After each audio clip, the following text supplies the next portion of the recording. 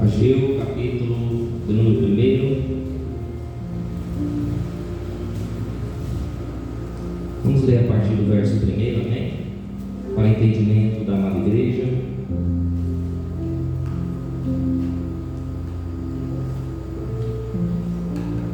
Quem encontrou diz amém. Está fraco. Quem encontrou diz amém. Profeta Ageu, Antigo ou Novo Testamento, igreja? Grande ou pequeno profeta?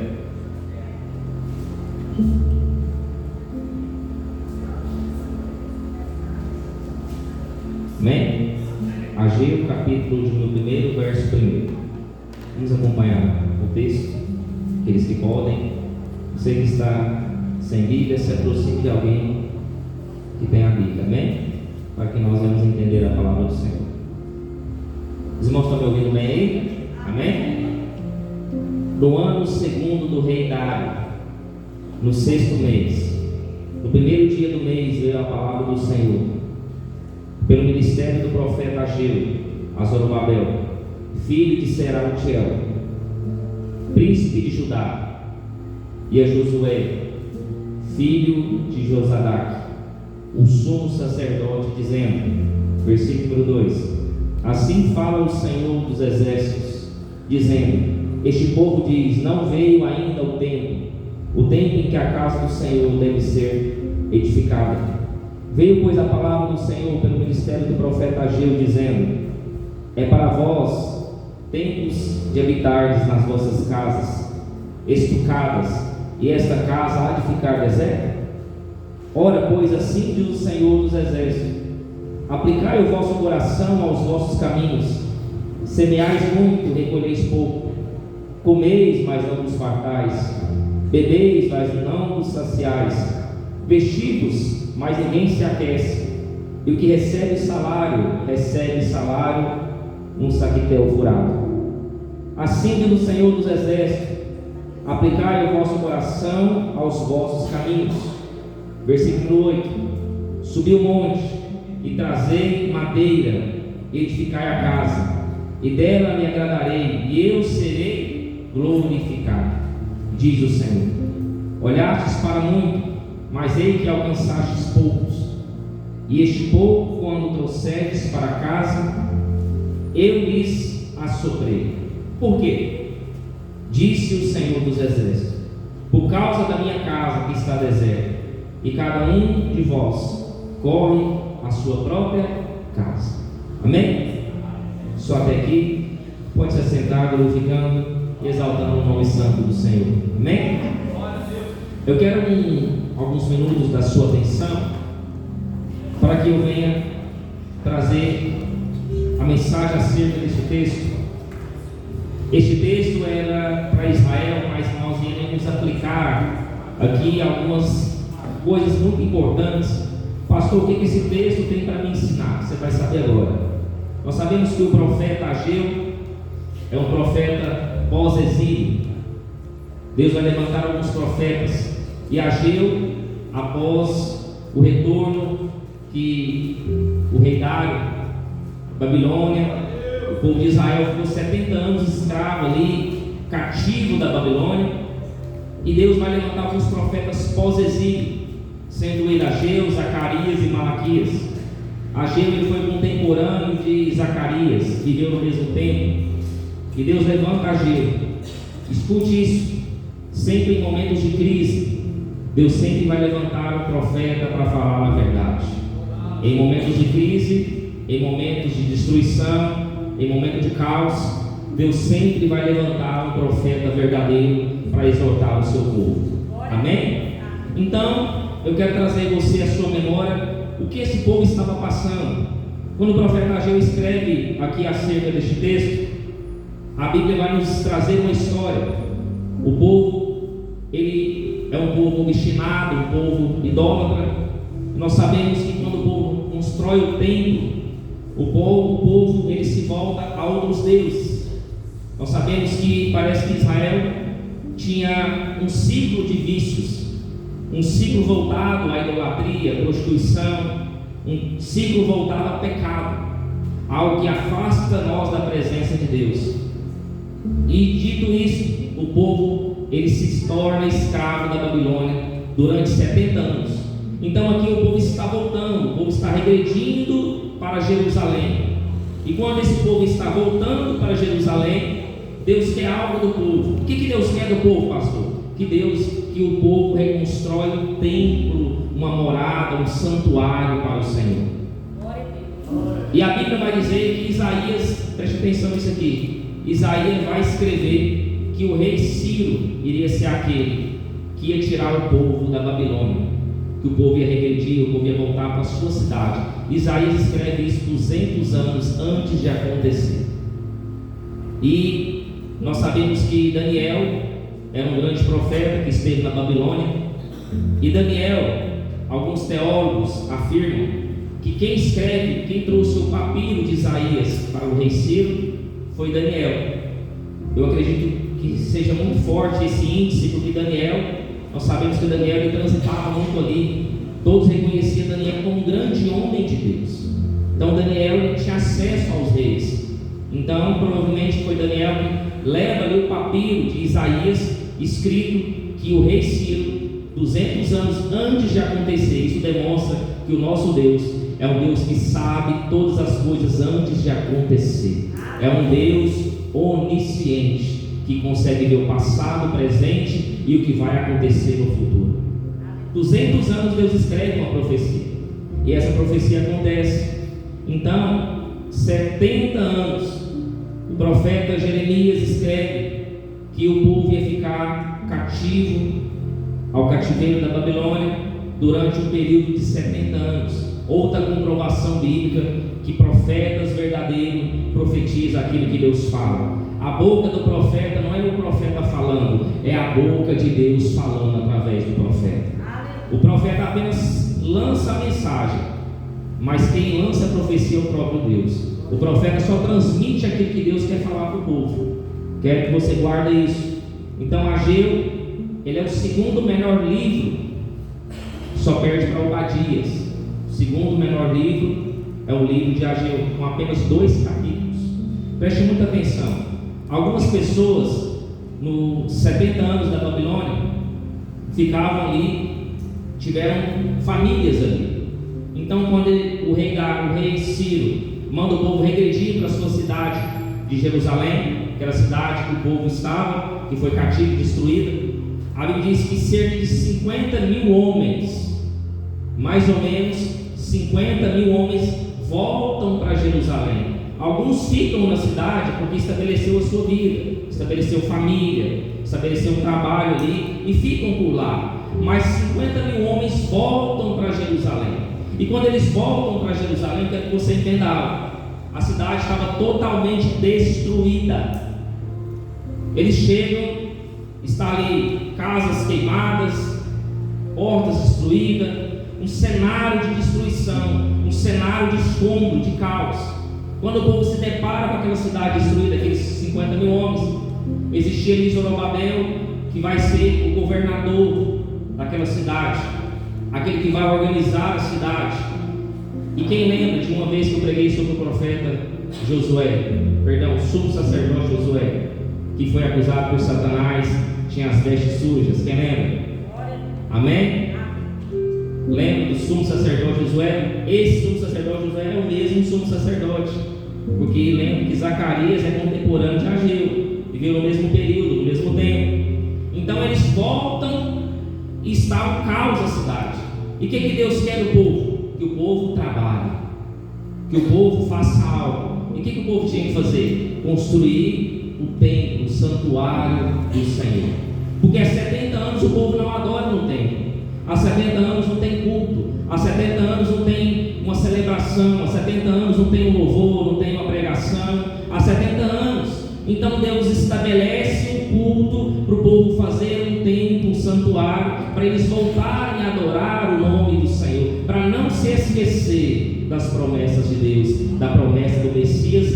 iria vir através da boca dos profetas. Então o povo volta. Quando o povo volta, eles recebem uma ajuda, mas nem toda ajuda vem do Senhor. Irmãos, tudo que chegarem a pedir ajuda, peça primeiro orientação de Deus, porque até pessoas que às vezes tentam nos ajudar, não é o Senhor que está mandando. Tem gente que aceita qualquer ajuda. Você tem que olhar quem que é aquela pessoa, se aquela pessoa é de Deus, se aquela pessoa não é de Deus, se aquela pessoa tem a mesma fé que você, ou se é uma pessoa que é um desviado, uma pessoa que está afastada. Você não sabe qual é a intenção do coração daquela pessoa. E eles recebem a ajuda dos samaritanos, um povo híbrido, um povo misturado, um povo que não tinha uma fé como os judeus tinham, porque os samaritanos, se vocês não conhecem, eles tinham uma fé baseada nos 5 primeiros livros da Bíblia, que era o Pentateuco, os 5 primeiros livros da Bíblia. E o povo judeu já tinha conhecimento de todo o Antigo Testamento. Eles já sabiam de todo o Antigo Testamento. Então eles tinham uma fé mais consolidada, uma fé mais alicerçada. Por que, pastor, estou dizendo isso? Porque quanto mais eu conheço a palavra, mais eu sei quem é Deus. Quando mais eu conheço a palavra, mais a palavra do Senhor entra no meu coração, mais eu conheço quem é Deus, mais eu conheço os planos de Deus, e eu sei que vai vir o Messias. Isaías profetizou 500 anos que Jesus iria vir.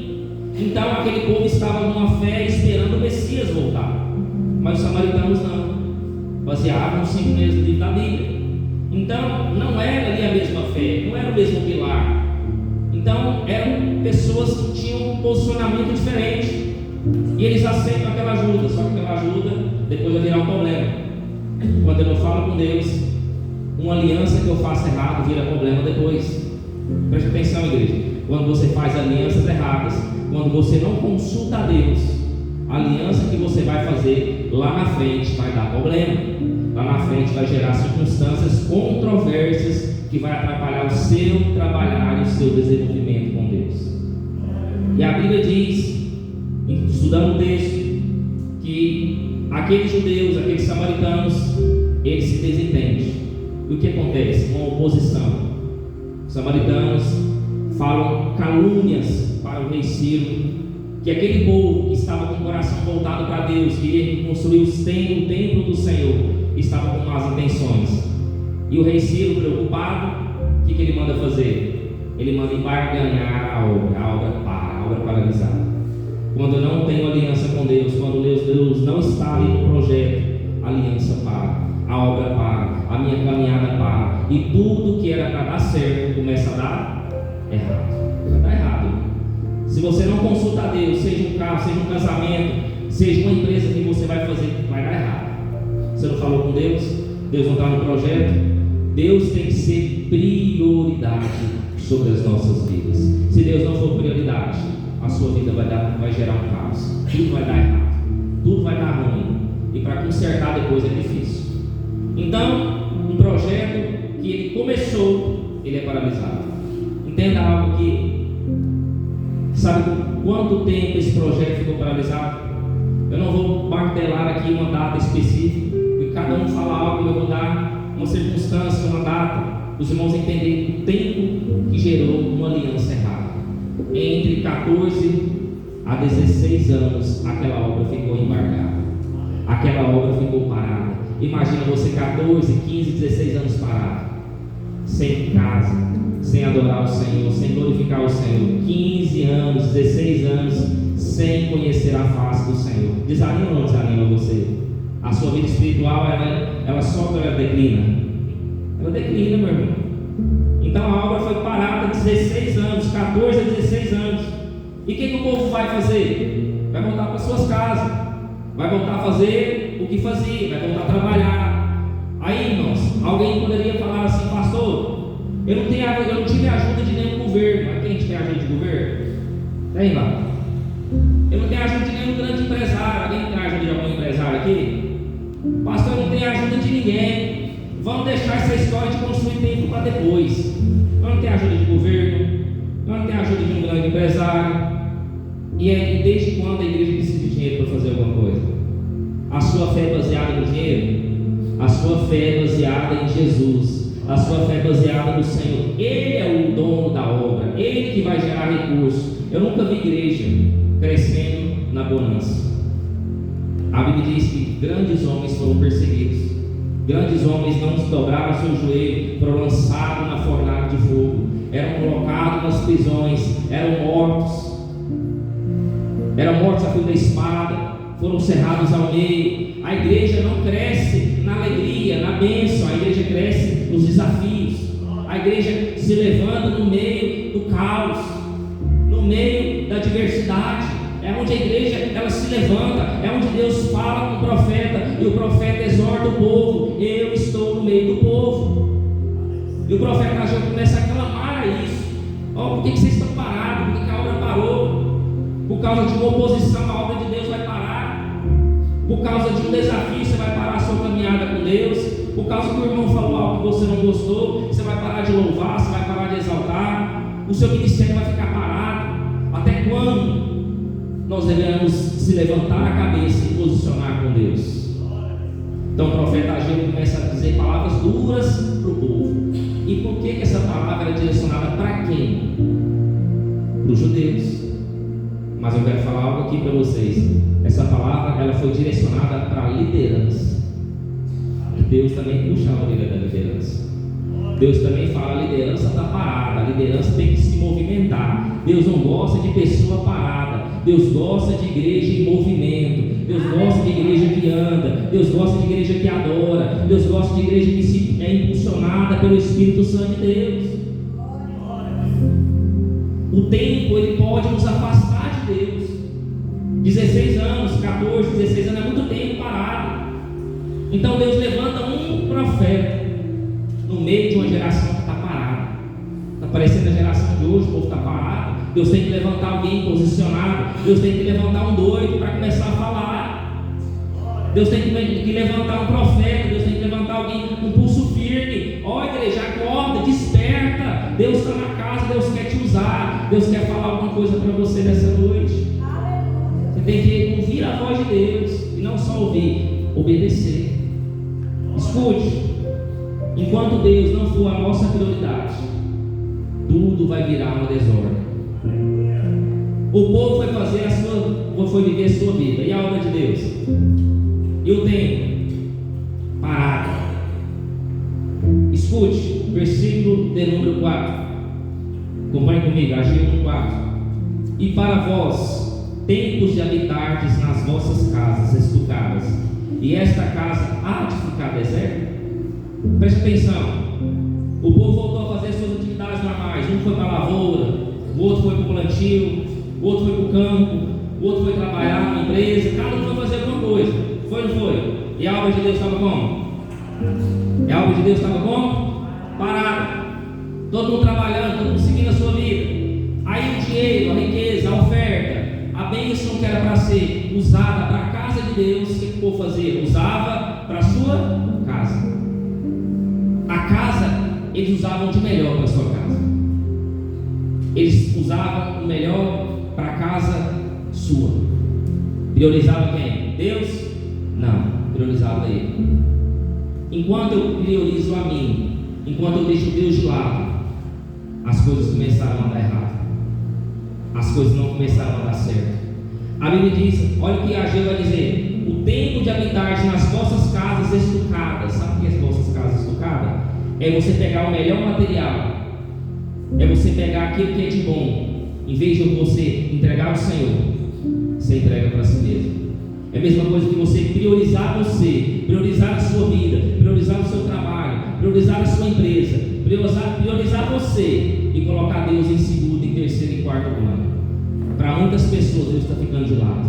Para muitas pessoas você está vindo não porque você ama a Deus, você está vindo porque você é obrigado a vir. E Deus não quer saber se você é obrigado a vir. Deus quer que você venha por amor.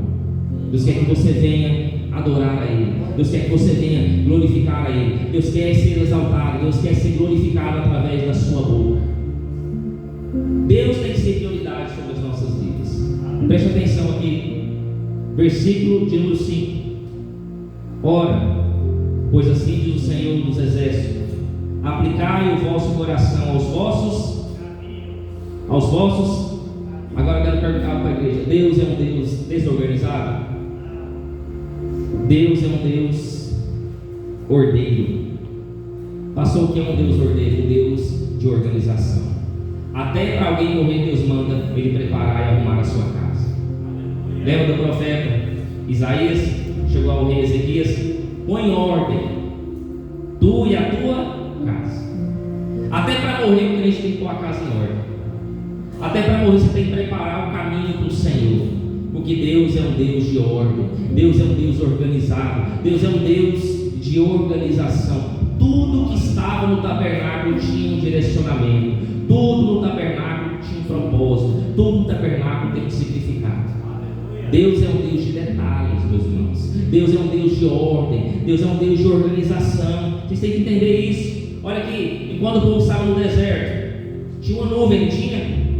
Quando a nuvem parava, o que o povo fazia? Por quê? Porque quem dá direção é quem?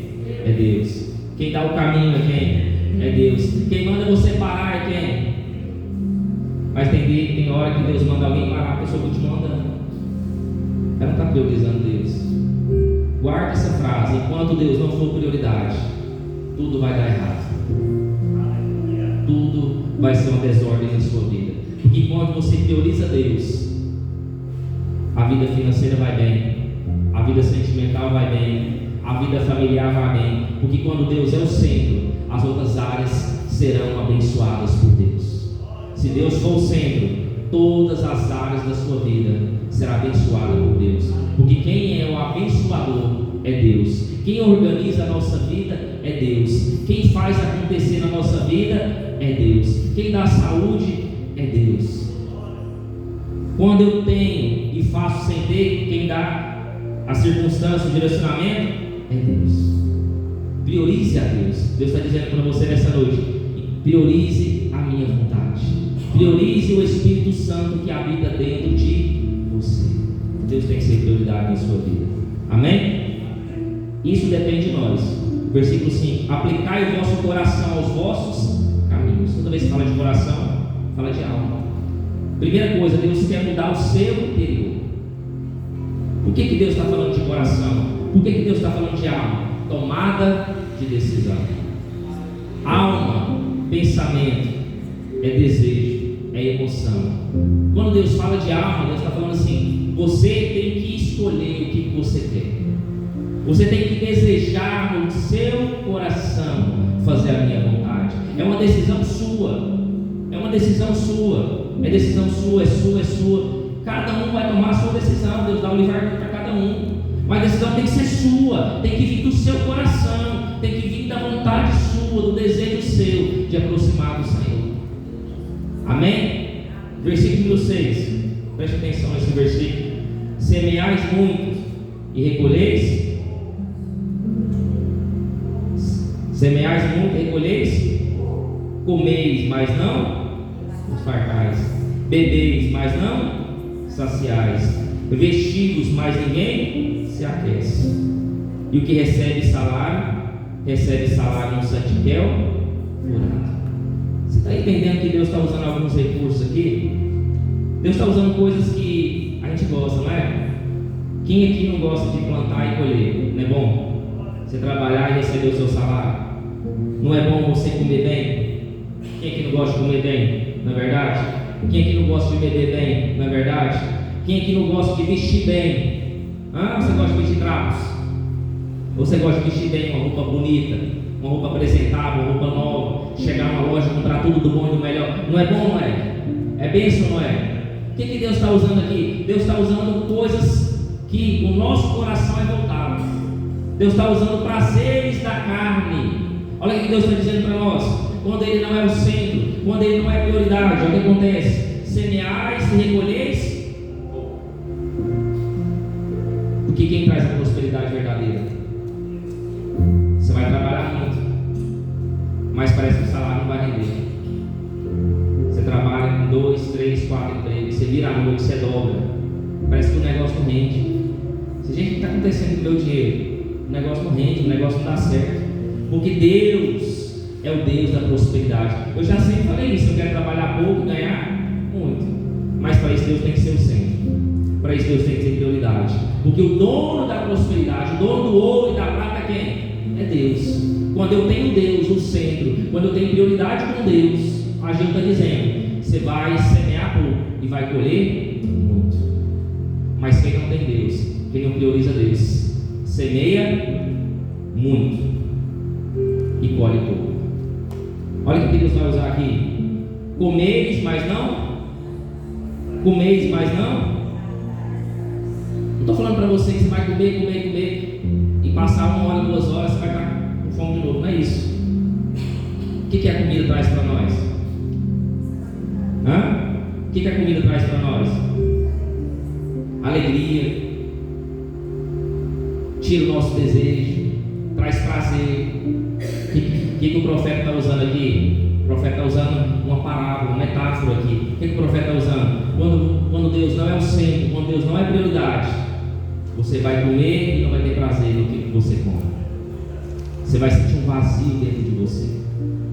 Você pode comer bem, você pode comer no melhor restaurante, você pode comer na melhor pessoa que faz um bolo, uma comida maravilhosa.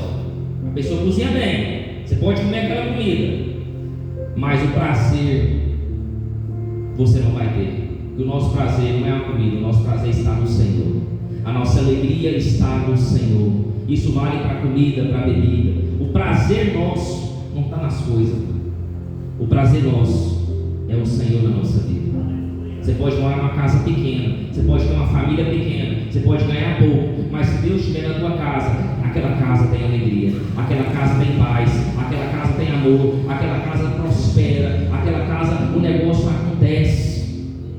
Olha o que Deus está usando aqui, irmão: comer e não beber, não saciais, vestir, mas ninguém aquece.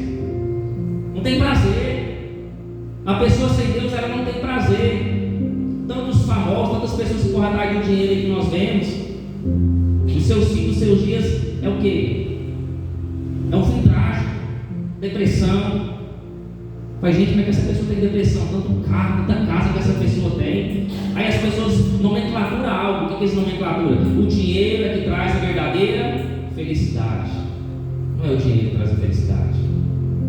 A verdadeira felicidade vem do Senhor. A verdadeira felicidade vem de Deus. A verdadeira felicidade é o Espírito Santo habitando dentro de nós. É a verdadeira felicidade, é a verdadeira alegria. Você sai daqui cheio da presença de Deus, você sai daqui glorificando. Aí o diabo fala assim: como que aquela pessoa está feliz se ela está devendo? Como que aquela pessoa está feliz se o parente está doente? Como que aquela pessoa está com um sorriso no rosto se a pessoa está com câncer e terminal vai morrer? Porque a alegria dela não é nas coisas, a alegria dela não é na circunstância, a alegria nossa, ela vem do Senhor, porque Deus é prioridade. Enquanto Deus é o centro, as coisas vão bem. Amém? Tudo tem um propósito. Olha o que Deus está falando para o povo: volte o coração para o Senhor. Olha o versículo 7. Assim diz o Senhor dos Exércitos: aplicai o vosso coração aos vossos caminhos. Novamente Deus fala de coração. O que Deus está trazendo para nós de novo? O que o profeta Ageu está dizendo? De coração, aplicai o coração ao vosso caminho. Quem é o único caminho? Quem é a única verdade? Jesus. Aqui está falando de Jesus, que Jesus falou: eu sou o único, eu sou a verdade e a vida. Sem mim nada podeis. Aqui, irmãos, é uma profecia sobre Jesus. Todo o Antigo Testamento, toda a Bíblia aponta para Jesus. Jesus é o centro, Jesus é o Evangelho, Jesus é a palavra, Jesus é a vida. Ninguém vem ao Pai a não ser por mim. Deus está falando: eu sou o único caminho que conduz ao Pai. Eu sou o caminho da sua felicidade. Eu sou o caminho da prosperidade. Eu sou o caminho que traz alegria para você. De novo ele vai dizer: o que o povo está dizendo? O que o profeta Ageu está dizendo com isso aqui? Aplicar em vosso coração. O profeta Ageu está dizendo assim: volte o seu coração para as coisas de Deus. O seu coração está no financeiro, o seu coração está no dinheiro, o seu coração está na semeadura, o seu coração está na comida, está na bebida. Cada um coração inclina para algo. Outra pessoa é o dinheiro, outra pessoa é a bebida, outra pessoa é a comida, outra pessoa é roupa. Cada um coração se inclina. Mas Deus, o profeta está dizendo: enquanto Deus não for prioridade, Você pode comer, pode beber, pode vestir bem, pode trabalhar muito, mas nada vai prosperar, nada vai durar, nada vai render, porque quem faz acontecer é o Senhor. Ele tem que ser prioridade. Deus não aceita aquilo que não vem dele. Olha o 8. Subi o monte e trazei madeira, e edificai a casa, e dela me agradarei, e serei glorificado, diz o microfone, depois eu quiser absorver alguns versículos aqui. Amém? Fica já no jeito. Olha aqui, o que é subir o monte? Quando a gente sobe o monte, qual que é a impressão que a gente tem? Quem está mais próximo de quem? Deus está falando, você tem que vir até mim. É vocês que tem que vir até mim. Eu estou aqui. Eu sou o Deus de vocês, mas tem que partir de vocês. Deus está dizendo, sobe o monte, quer dizer, se apresente a mim. Traga a madeira e edificai a casa. Deus está fazendo o quê? O que Deus está dizendo para o profeta aqui? O profeta está dizendo o que para o povo através disso aqui? O profeta está dizendo, volte a trabalhar para o Senhor. E não é só um, é todos. Deus quer que todos trabalhem para o reino dele. Deus quer que todos edifiquem a casa do Senhor. E que quando tem uma igreja que trabalha, uma igreja que está voltada no mesmo propósito, a igreja está voltada em glorificar o Senhor, quem que se alegra? Deus se alegra quando o povo trabalha para Ele. A Bíblia diz, eu serei glorificado, diz o Senhor. Deus está se alegrando quando o povo está voltado a trabalhar para fazer a vontade do Senhor. Tem o mesmo propósito, o mesmo objetivo. Quando Deus é o centro, a igreja trabalha. Quando Deus é o centro, a igreja prospera. Quando Deus é o centro, o nome do Senhor é glorificado, o nome do Senhor é exaltado. Não tem divisão na igreja. Quando Deus é o centro, não tem divisão. Quando Deus é o centro, todo mundo está trabalhando para o mesmo Deus, para o mesmo Senhor. Ninguém quer ser melhor do que ninguém. Todos são servos do Senhor. Amém? Você tem que entender isso. O melhor valor é trabalhar para Deus. Leia para o versículo 9. Ageu 1. Vocês esperavam muito, mas eis que veio pouco, e o que vocês trouxeram para casa eu dissipei com o sopro. E por que eu fiz? Pergunta o Senhor dos Exércitos. Por causa do meu templo, que ainda está destruído, enquanto cada um de vocês se ocupa com a sua própria casa. Olha o que o profeta está dizendo. Olhaste para muito. A gente olha para tudo, para a casa, para o carro, para o trabalho, para a empresa, para a vida de todo mundo, mas não está olhando para Deus. Olhaste para muito, mas alcançaste pouco. Enquanto vocês não olharem para mim, tudo vai faltar. Aí ele diz, quando trouxeste para casa, eu lhe assoprei. O que Deus está dizendo com essa palavra? Quando você traz uma adoração que não é voltada para mim, quando vocês não fazem a minha vontade, eu não recebo. Vocês podem ofertar, mas se for uma oferta de sobra, eu não recebo essa oferta. Se for uma oferta, eu vou dar por dar, não é voluntário, não é de coração, Deus não recebe. Quando nós não voltarmos o coração para Deus, Deus não recebe o nosso louvor e a nossa adoração. O que Jesus fala para aquela mulher samaritana? Aonde eu devo adorar? Em Jerusalém? Porque lá tinha o templo de Salomão? Ou eu devo adorar no monte, como os pais da fé faziam, Abraão, Isaac e Jacó? O que Jesus responde para aquela mulher? Jesus falou, você não tem que adorar nem no monte e nem adorar no templo, mas o Pai procura verdadeiros adoradores que me adorem em espírito e em verdade. Não importa o lugar, todo lugar é lugar de adorar o Senhor. Importa o seu coração, se o seu coração está voltado para Deus, para entregar o melhor para Deus. Deus não está preocupado com a sua oferta, Deus não está preocupado com o seu dízimo. Ele é o dono da obra, Ele vai gerar recursos, Ele vai fazer acontecer. Deus está interessado e se o seu coração está voltado para Ele. Porque quando nós recebemos de Deus, nós somos gratos a Deus. Lembra de Bezalel que estava ministrando? Tabernáculo. Ele estava organizando o tabernáculo e disse que o povo ofertava voluntariamente. E ali diz que o povo estava tão voltado com o coração a ofertar ao Senhor. Quer dizer, quando o Espírito Santo está no ambiente, ele move as pessoas para ofertar. Ele move as pessoas, ele impulsiona as pessoas, tem alegria.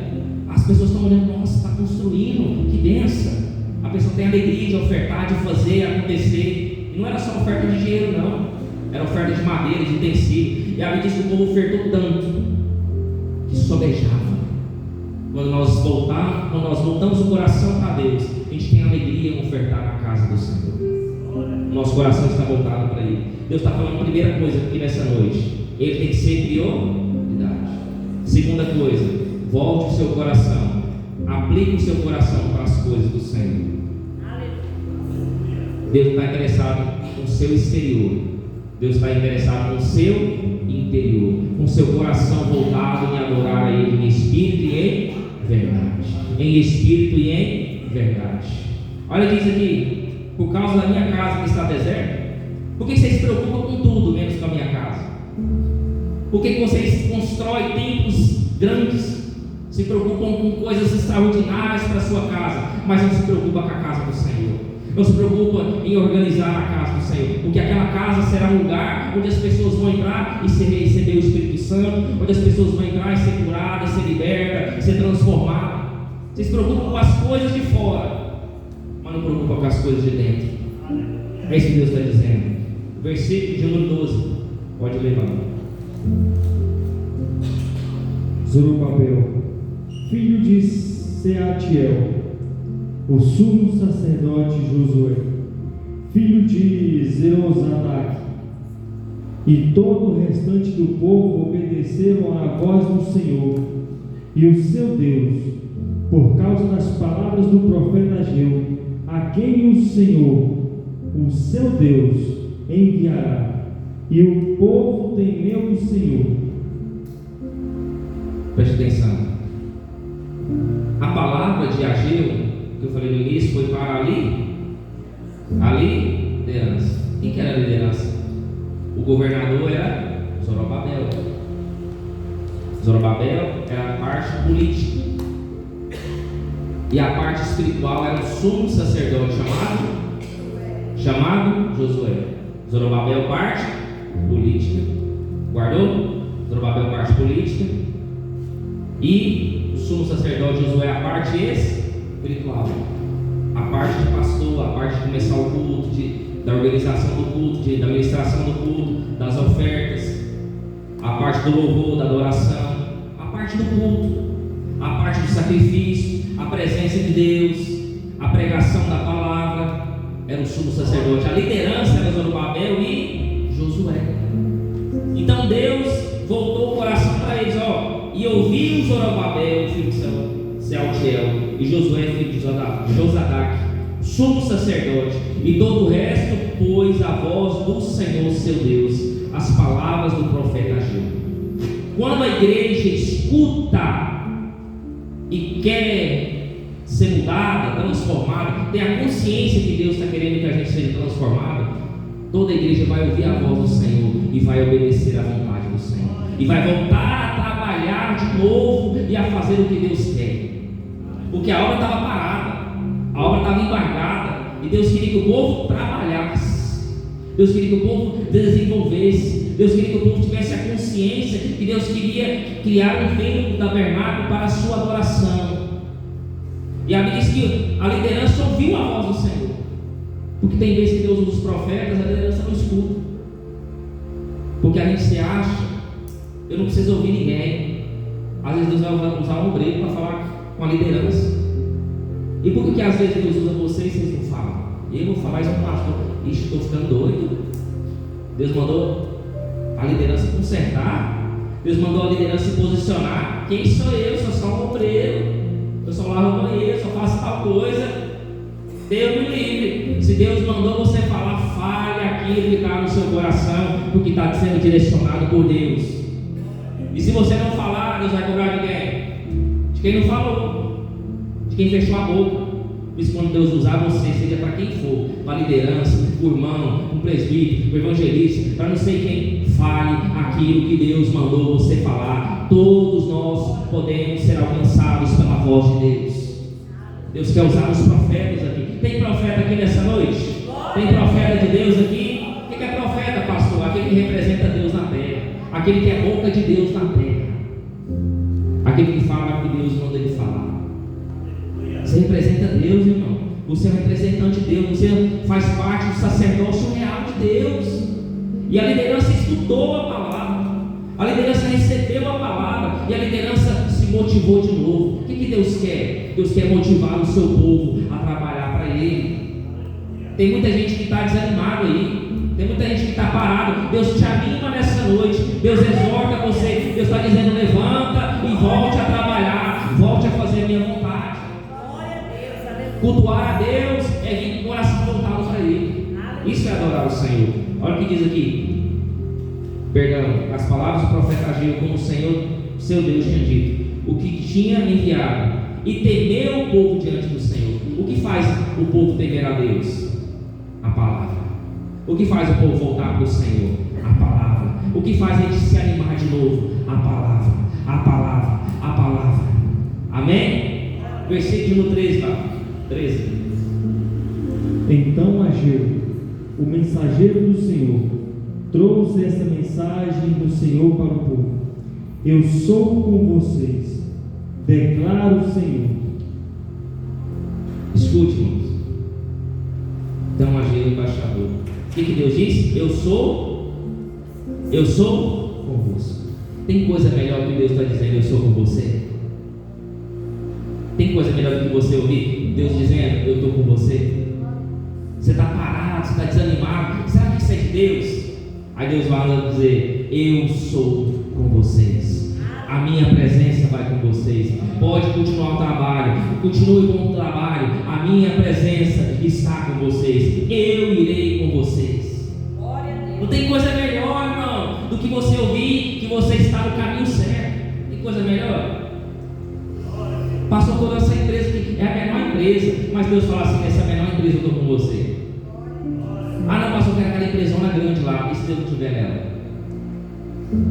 O que é mais importante? As coisas materiais ou a presença? A presença. Deus está dizendo: eu vou com vocês. É Deus dizendo: a minha presença é garantida. Pode continuar o trabalho, pois a minha presença vai estar no culto, a minha glória estará no culto, a minha presença estará no culto. Não tem nada melhor do que a presença de Deus. Versículo 14, lá.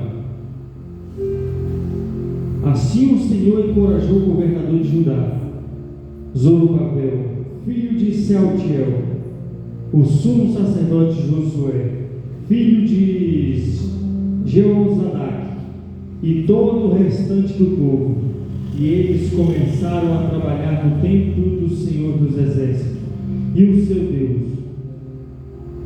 Escute, é um nome complicado, né, irmão? É um nome difícil, né? Zorobabel é o nome do rapaz, filho de Sealtiel. Como se você falar 3 vezes rápido, você fala em línguas estranhas. Fala. Sealtiel, Josadak. Aí, ó, já vai pegando esses nomes aí. Se tiver um filho, são opções aí para vocês. Amém? Josadak. Olha aqui, irmãos, preste atenção. E o Senhor levantou o espírito. Está em letra minúscula. Quando está em letra minúscula, o que significa?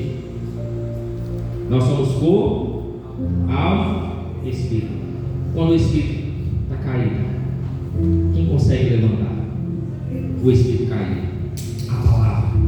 A palavra de Deus tem o poder de levantar o espírito que está caído. Por que Deus quer que você se levante? Porque para estar na condição de Deus falar, você tem que estar de pé.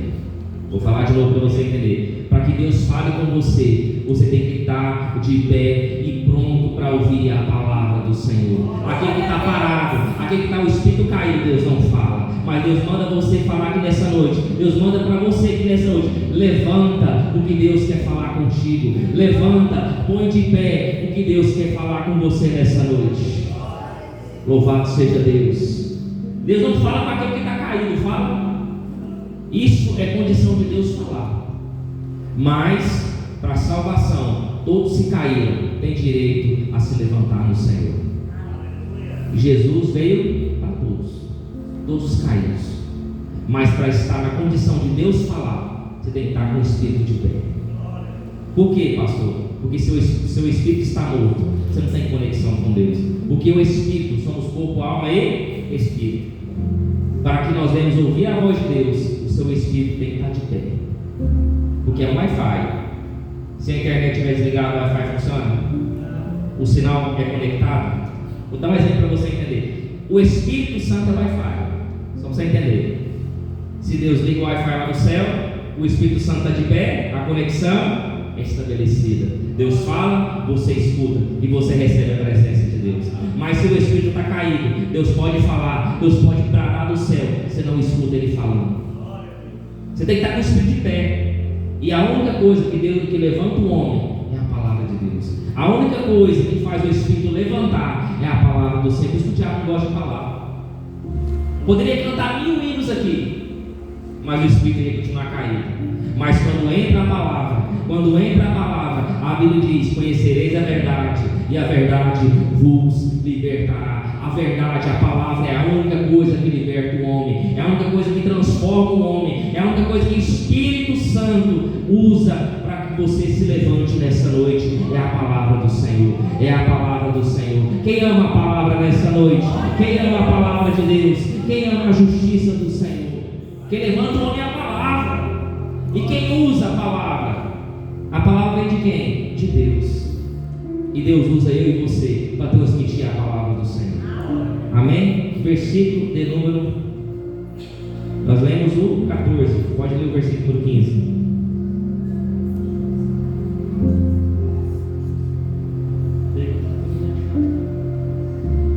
No 24º dia do 6º mês do 2º ano do reinado de Dário. Varão, pode ler Ageu 2, versículo 7. 2:7. Farei tremer todas as nações, as quais trarão para cá os seus tesouros, 8. que encherei este templo de glória, diz o Senhor dos Exércitos. Já pode ler o 8 junto. Tanto a prata quanto o ouro me pertencem, declara o Senhor dos Exércitos. O 9.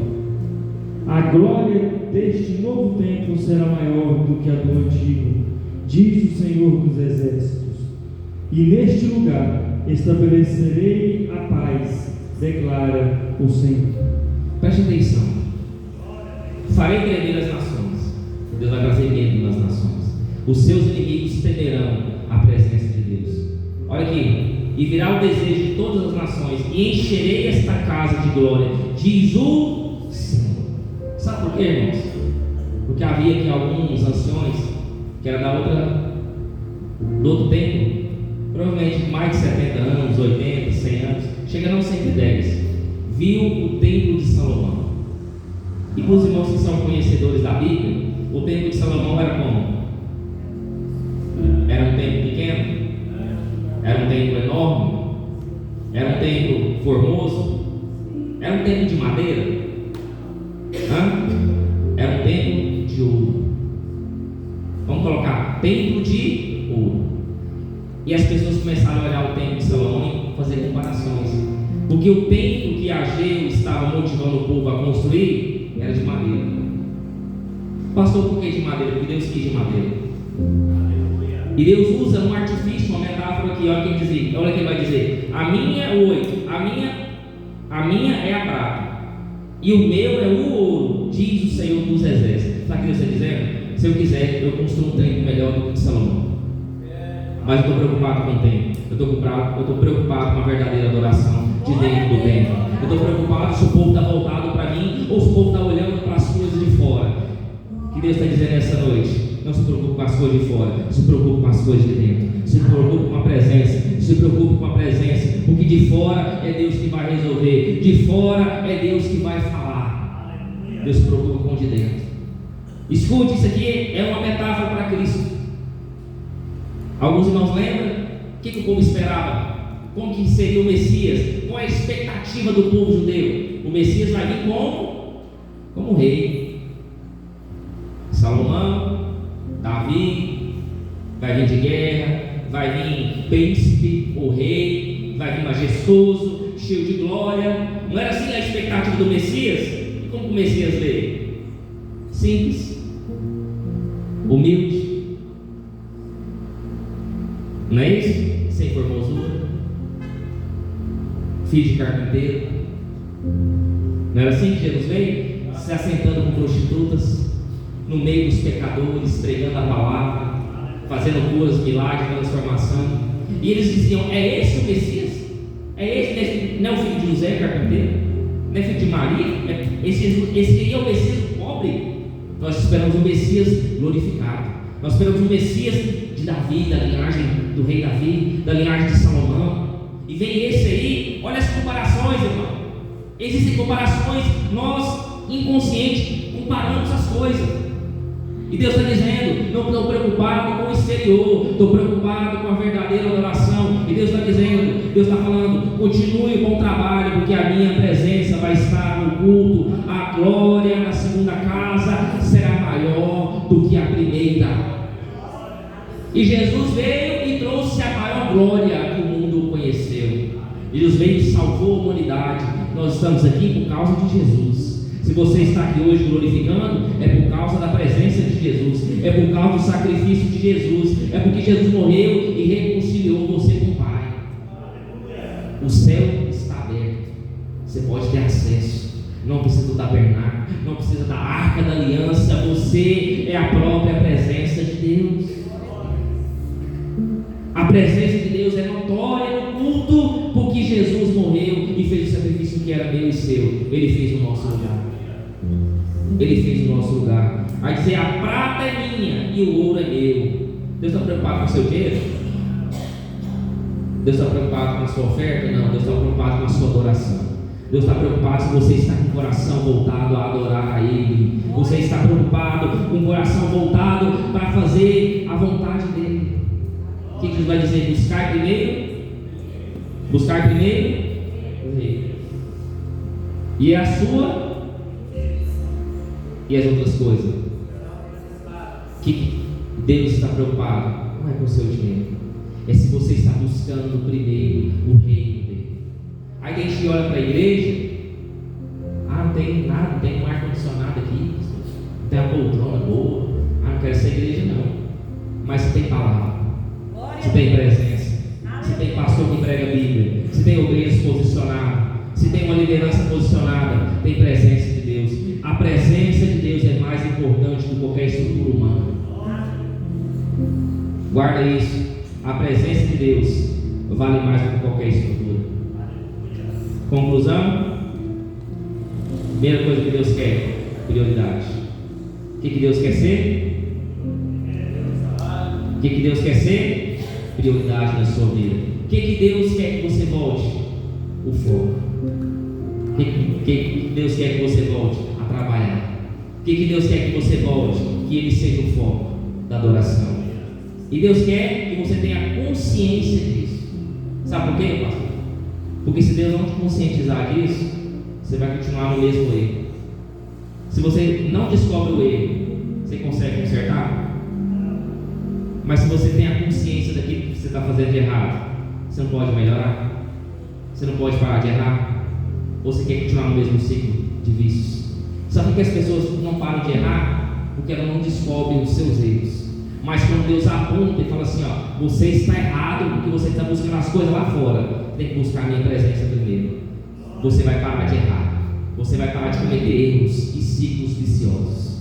É isso que Deus quer. Amém? E lembre de uma coisa: a presença de Deus é melhor do que qualquer estrutura humana. A presença de Deus é melhor do que qualquer lugar que você pode estar. É a presença de Deus que te motiva, é a presença de Deus que te põe de pé, é a presença de Deus que te leva até Jesus Cristo, que é o único caminho, a verdade e a vida. Amém? Se coloque de pé nessa noite, em nome do Senhor Jesus. Essa é a mensagem dessa nessa noite, guarde isso na tábua do seu coração e lembre que quando Deus é prioridade, a glória da segunda casa será maior do que a primeira. Amém? Louvado seja Deus. Irmãos, quero dar aqui uns recados importantes.